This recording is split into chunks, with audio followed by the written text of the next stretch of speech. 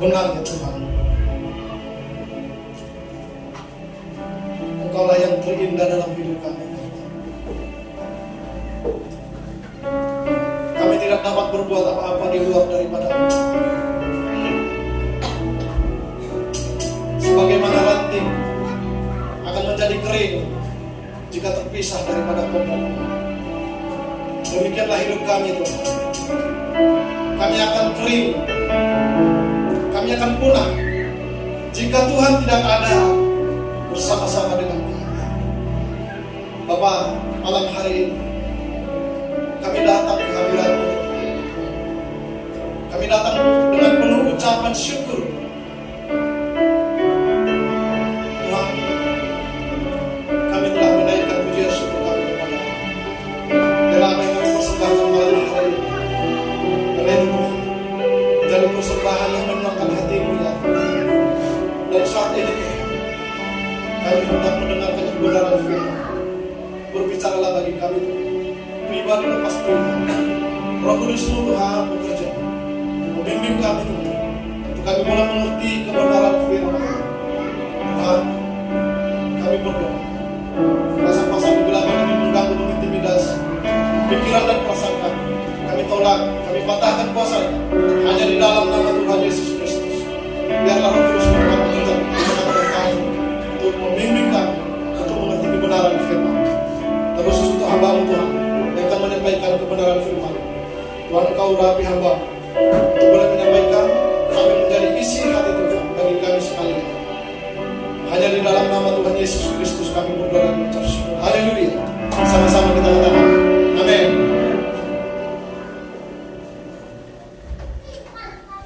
Salam Bapak Ibu. Salam. Puji nama Tuhan. Jam kita kayaknya mati. Tolong nanti diingatkan barangkali supaya jangan keterusan. Menurutku yang dikasih Tuhan, ada pepatah bilang seperti ini, atau bahasa Bataknya seperti ini. Da tinitip sangkar asa bahen guru-guruan. Jolo sinupun marga asa binoto pertuturo. Emang dulu. Oh berarti kan kira-kira lumayan banyak dahulu ini seperti anak Batak. Jadi begini ya, saya perkenalkan dulu diri ya. Nama saya adalah Pendeta Charles Simaluso. Saya melayani di Galang, PBO Galang. Dan istri saya Bu Nias, Bu Gulu. Kami dikaruniai anak 3 orang, 2 perempuan, 1 laki-laki. Oke. Asal saya bukan asal alamat saya di Batu Bukan ya. Kalau Bapak Ibu datang ke Batu Bukan, singgah di rumah boleh. Akan kita sediakan makanan dan minuman ala kadarnya. Dan asal saya dari Toba. Barangkali ada kita yang dari Toba di sini? Ada? Saya asalnya dari Persuburan. Ada yang kenal Persuburan? Yang satu marga sama saya ada dari sini, Simaluso. Baru apa itu? Baru? Simaluso? Boras itu dah. Gak tahu Bapak begitu saya. Selain Simaluso kami ada itu Merpaun, Abitu Bulu, Pardiri. Ada barangkali kan? Ada. Yang suku Batak ada berapa banyak di sini? Ada berapa banyak? Coba biar saya kenal dulu. Itu baru apa? Merpaun. Wah, kita oke. Oke lah. Berarti lumayan banyak kita orang Batak di sini ya. Berarti mengerti lah tadi apa itu ya. Dan nanti di sangkal lahu bahen guru-guruan. Jolo sinukun marga asa binoto pertuturo. Jangan asal kita ngomong padahal kalau kita masih ladang dulu kan begitu, kenalan dulu baru kita tahu siapa dia itu pariban kita, jangan-jangan dia itu kita kan begitu ya. Supaya jangan salah tafsir kira-kira begitu ya. Saudaraku yang dikasih Tuhan, saya bersyukur untuk malam hari ini saya diberi waktu dan kesempatan untuk menyampaikan firman Tuhan di tempat ini. Terima kasih buat Bapak Ibu yang memberikan waktu bagi saya. Oleh sebab itu saudaraku yang dikasih Tuhan, Sebelum saya mau menyampaikan kebenaran firman Tuhan, ada beberapa hal seperti yang ingin saya sampaikan kepada kita. Kebetulan saya adalah orang Batak. Sebelum kita diberangkatkan, kalau istilah kata merantau, apalagi kalau macam saya, orang tua saya masih jauh di kampung-kampung sana kan. Dulu belum ada telepon. Kalau sekarang sudah ada telepon, WA pun sudah ada kan. Jadi sebelum kita diberangkatkan itu, orang tua itu was-was. Kenapa was-was? Jangan-jangan nanti anak ini tidak makan di sana dan tidak hidup. Maka dan yang paling ditakutkan orang tua itu, anakku tidak selamat. Itu paling ditakutkan oleh orang tua.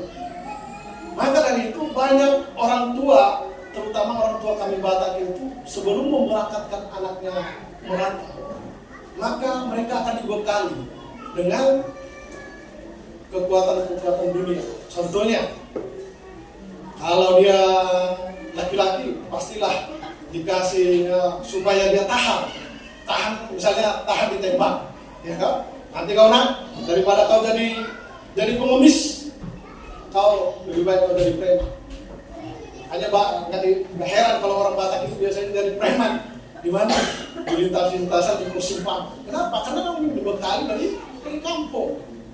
Demikian juga kalau dia perempuan juga dikasih jaga badannya. Kira-kira seperti itu. Supaya apa? Supaya si laki-laki tidak sembarangan sama dia. Jadi saudaraku yang dikasih Tuhan. Dan sampai hari ini itu masih terjadi. Walaupun kita sudah menjadi orang Kristen. Sehingga kadang-kadang apa yang kita bawa dari kampung itu terbawa di dalam gereja. Kita tetap saja beribadah di gereja. Tetapi pada intinya seolah-olah kita datang ke gereja itu, tapi kita tidak percaya. Kenapa? Karena memang sudah dibekali dari kampung. Contohnya seperti ini, ketika kita diuji dengan salah satu masalah, apakah kita datang kepada Tuhan atau justru kita mengandalkan apa yang kita bawa dari kampung tadi, jimat-jimat tadi? Itu adalah satu ujian bagi kita. Disitulah tandanya apakah kita benar orang yang percaya kepada Tuhan ataukah kita orang yang tidak percaya. Oleh sebab itu saudara yang dikasih Tuhan, malam hari ini saya ingin membagikan kebenaran firman Tuhan kepada kita. Dalam Yohanes 10 ayat 10, satu ayat saja. Yohanes 10 ayat 10.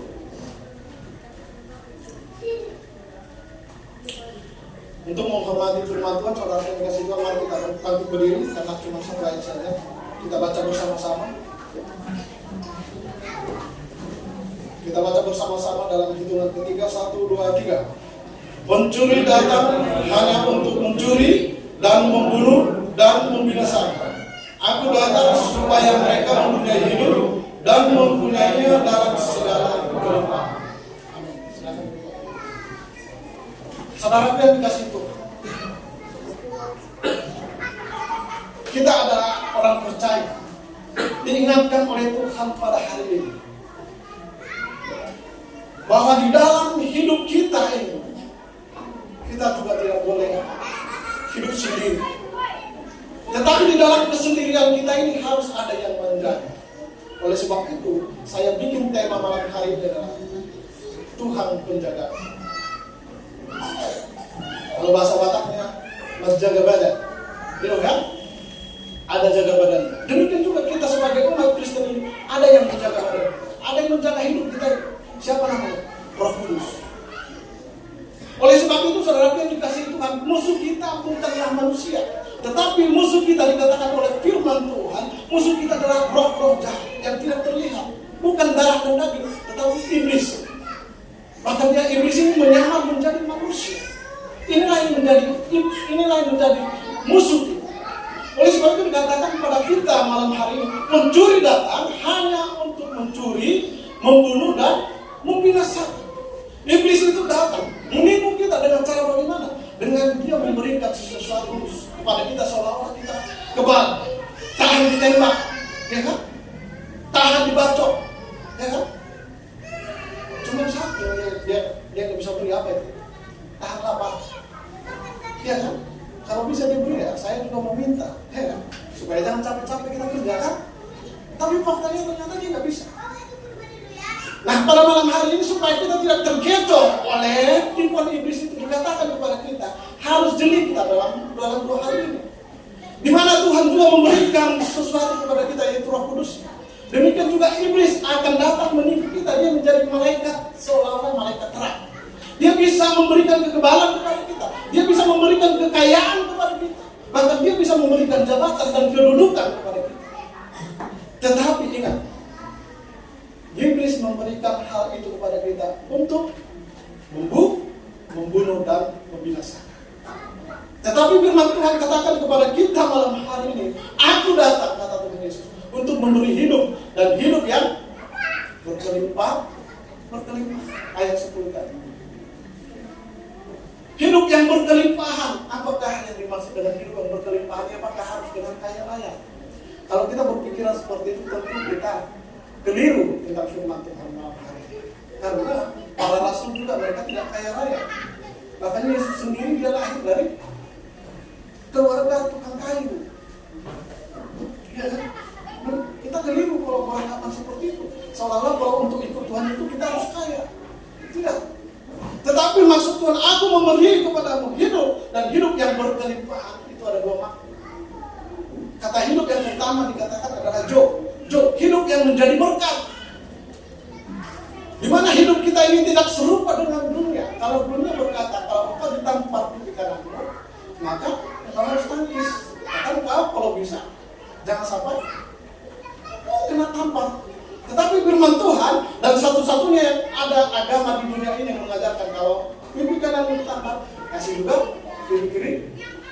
Semua agama di muka bumi ini hanya agama Kristen lah yang hanya Tuhan Yesus lah yang mengajarkan. Ketika engkau ditampar, jangan membalas kejahatan dengan kejahatan. Di luar itu, saya tidak tahu, karena saya tidak ada di sana. Jadi saudaraku, hidup yang dimaksud oleh Tuhan di sini adalah hidup yang berkualitas, hidup yang menjadi berkat. Ketika kita dilecehkan, ketika kita dihina, maka balasan kita adalah berkat.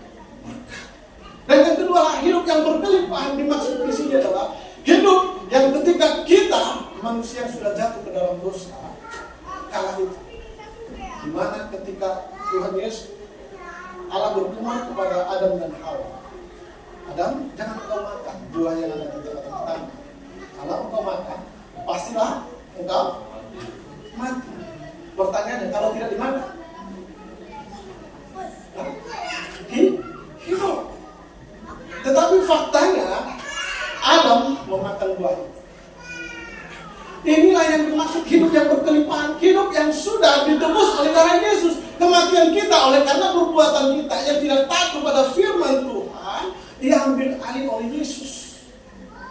Dia mengambil alih itu. Supaya apa? Supaya hidup kita yang seharusnya mati menjadi hidup di dalam Yesus. Sehingga ketika kita menerima Yesus sebagai Tuhan dan Juru Selamat kita, kita dikatakan menjadi ciptaan baru. Sehingga orang yang percaya kepada Yesus adalah kelahiran 2 kali. Pertama lahir dari Nabi, dan yang kedua lahir dari Roh. Kalau kita baca itu di Kejadian di Yohanes pasal 3. Jadi hidup yang berkelimpahan di sini adalah hidup yang dilewatkan dari hukuman kekal itu, yaitu akibat dosa. Akibat perbuatan-perbuatan kita yang seharusnya kita ini binasa, tapi diambil alih oleh Yesus dan diangkat semua dosa-dosa kita dan dipatutkan di kayu salib. Dan ini hanya bisa dilakukan oleh Tuhan. Manusia tidak ada yang mampu melakukan. Itu yang dikatakan hidup yang berkelimpahan, hidup yang dilewatkan daripada kematian. Dan besok saudaraku yang dikasihi Tuhan, kita akan merayakan Paskah. Bagaimana umat Israel di tengah-tengah penderitaannya, mereka ditolong oleh Tuhan. Dari perbudakan mereka dikeluarkan. Di mana kalau kita baca firman Tuhan, sampai 10 tulah diadakan kepada umat Mesir untuk membebaskan umat Israel. Kenapa? Karena bangsa Firaun ini, bangsa Mesir ini tidak mau membebaskan umat Israel. Kenapa? Karena selama mereka umat Israel ini ada di tengah di bangsa Mesir, mereka bisa memperbudak mereka. Segala pekerjaan dilakukan oleh bangsa Israel. Sehingga orang Mesir merasa mereka sebagai majikan di sana. Sehingga sampai 10 tulah, dan tulah yang terakhir itu adalah kematian anak sulung. Dan semua penduduk masyarakat yang hidup di Mesir kala itu semuanya mengalami kematian anak sulung, tidak terkecuali. Tetapi bangsa pilihan Tuhan yaitu umat Israel, mereka diselamatkan oleh darah domba yang dituliskan di ambang setiap pintu rumah umat Israel. Dan darah domba ini, saudara yang dikasih Tuhan, inilah darah domba, itu darah Yesus Kristus yang kita terima hari ini. Nah, ketika kita menerima Yesus sebagai Tuhan dan Juru Selamat, maka kita dilewatkan, diluputkan daripada kematian kekal. Itulah Paskah. Paskah artinya adalah Pesah dalam bahasa aslinya, yang artinya dilewatkan. Dilewatkan dari apa? Dilewatkan dari hukuman, dilewatkan dari, diluputkan dari kutuk. Itulah artinya Paskah. Jadi besok seluruh umat yang percaya kepada Yesus akan merayakan Paskah. Saudara yang dikasihi Tuhan,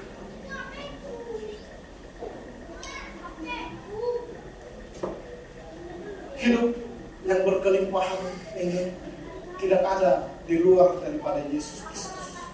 Karena hidup itu adalah Yesus itu sendiri. Jika Yesus ada di dalam kita, maka itulah yang memberikan hidup yang berkelimpahan itu kepada kita.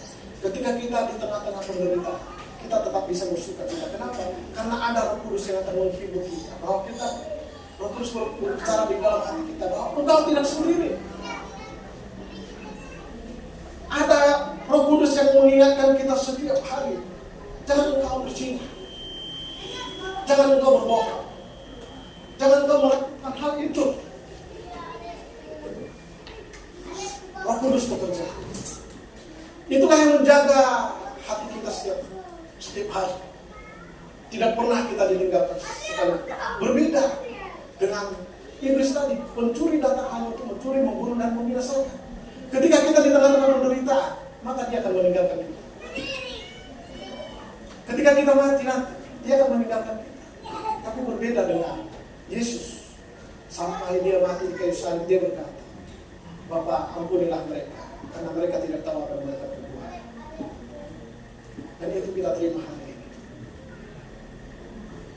Yesus mengampuni dosa-dosa kita, dan kita diluputkan daripada hukuman kekal. Dan hari ini jika kita hidup semua karena kasih kita diluputkan dari dosa, kita diluputkan dari kematian kekal. Itulah Paskah yang besok harus kita rayakan. Dan hidup yang dimaksud oleh Tuhan, hidup yang berkelimpahan itu adalah hidup di dalam Yesus Kristus.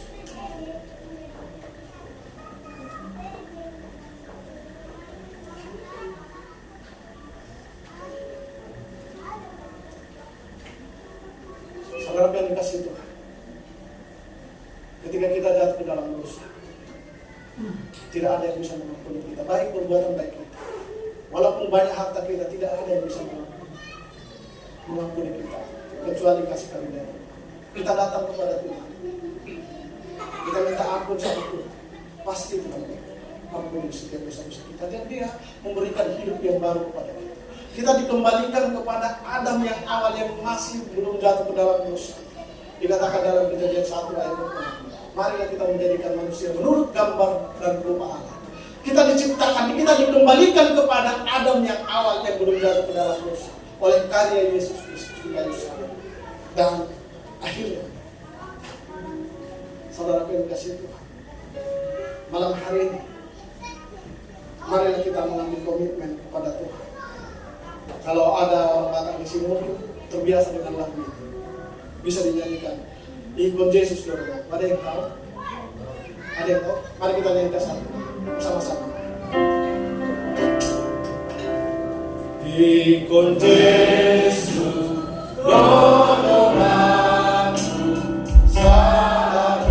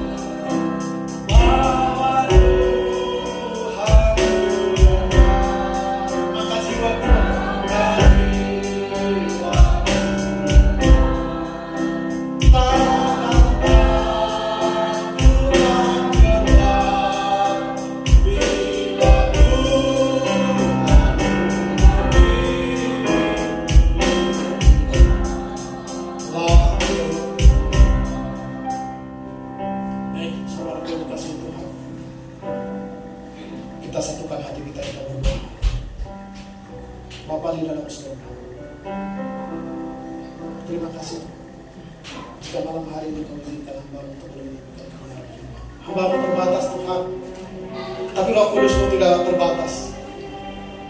Engkau yang akan memateraikan firman-Mu pada malam hari ini yang boleh kami dengar, sehingga di dalam hidup kami dapat melakukan, sehingga sungguh-sungguh Tuhan hidup kami bukan seperti hidup dunia, tetapi ada Tuhan di dalam hidup kami. Sehingga sebagaimana kami ada seperti firman berkata, kami adalah tulisan-tulisan Kristus yang bisa dilihat oleh manusia. Lewat hidup kami nama Tuhan. Terima kasih Bapak. Terima kasih Yesus. Segala kemuliaan, pujian hormat kepada Bapa Tuhan. Pada malam hari ini kita berdoa ya buat seluruh jajaran batalion 121. Tuhan, Engkau memberkati batalion. Engkau jauhkan dari segala malapetaka. Engkau berkati setiap orang yang ada di tengah-tengah batalion 121. Kenapa berdoa? Engkau berkati mereka berlimpah-limpah. Kekuatan yang daripada Tuhan, perlindungan yang daripada Tuhan senantiasa menyertai kami semua. Bahkan anak-anak kami Tuhan, Engkau berikan kecerdasan, kepintaran yang daripada Tuhan. Sehingga semua anak kami menjadi anak yang cerdas. Dari pohon sanoba, Kau buat berbeda. Sebab Kau memberikan kecerdasan yang berlimpah daripada Tuhan. Masa depan mereka kami percaya semua Tuhan siapkan yang terbaik. Terima kasih Tuhan. Maka juga berdoa ya Tuhan.